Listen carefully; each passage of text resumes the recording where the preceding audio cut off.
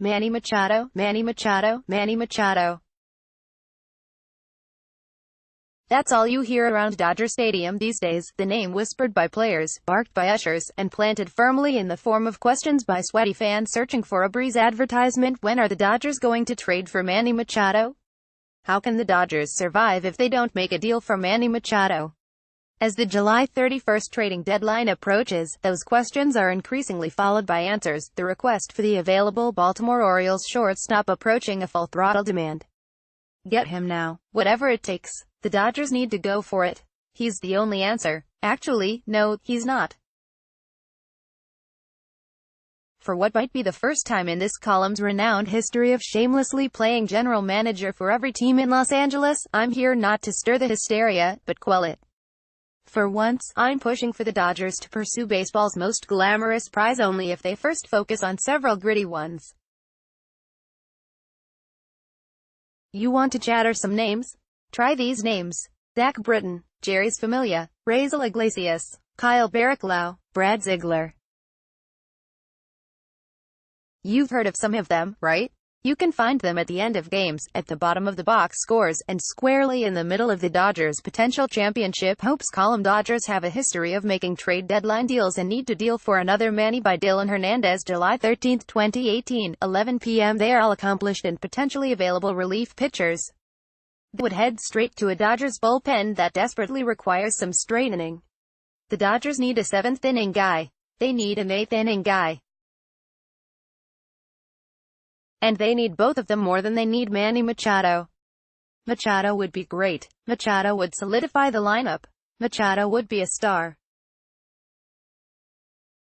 But Machado will cost them their best prospects for a 2-month rental who might not ever have a chance to play on a championship stage.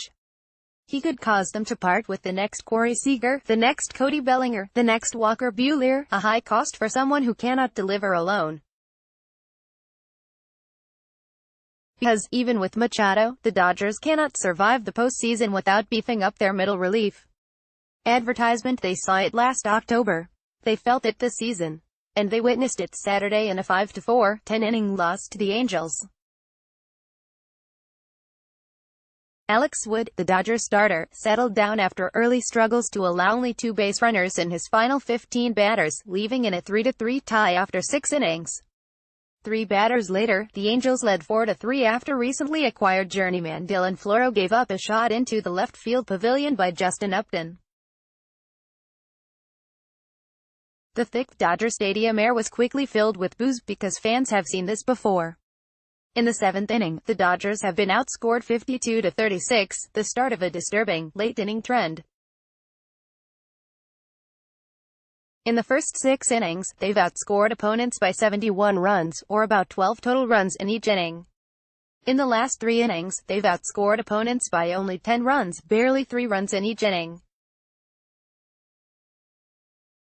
The game essentially ended Saturday when closer Kenley Jansen, pitching for the 3rd time in 4 games with decreased velocity, gave up a 10th-inning home run to Cole Calhoun. Jansen needs more help. The Dodgers have tried everyone from Daniel Hudson to Scott Alexander to Eric Odell, and the bullpen has had some recent success with a sub-3.00 earned run average in July, but nobody has consistently stepped up to a level leading to October trust. While their starters have been the best in the league, their bullpen ranks 7th in ERA and 3rd in innings pitched. Maybe things will be different when relievers Josh Fields, Tony Cingrani and Pedro Baez return from the disabled list.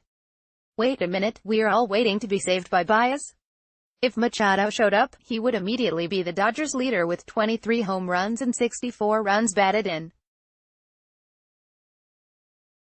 He would be hailed as a tremendous temporary fix for the loss of Seager, and it would be yet another deadline triumph for Andrew Friedman and Farhan Zaidi. But the Dodgers are already 1st in the league in home runs, 3rd in on-base plus slugging percentage, and 5th in runs. Could you folks please get a couple of relievers first? There's a lot of things that win in October, but the way teams have been winning, the bullpen has been a big part of it, no doubt about it, Dodgers manager Dave Roberts said Saturday afternoon. Roberts knows big. He has lived through big. In the Dodgers' two most devastating losses to the Houston Astros in last year's World Series, Game 2 and Game 5, their bullpen gave up 13 runs in 12 innings. Ross Stripling was spooked. Brandon Morrow was exhausted. Kenta Maeda was out of sorts. Cingrani was lost. Jansen finally collapsed under the weight. The Dodgers must do everything possible to prevent this from happening again. "You can always get better," Roberts said of his roster.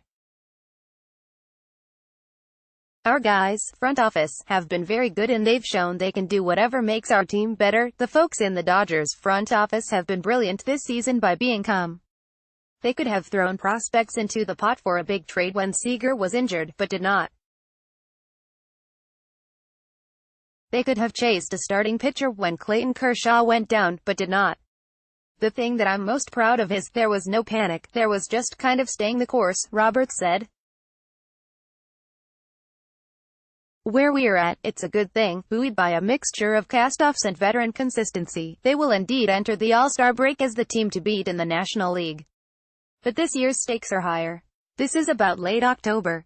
It is a month that will be fun with a strong Machado. But it is a month that won't last long without a stronger bullpen.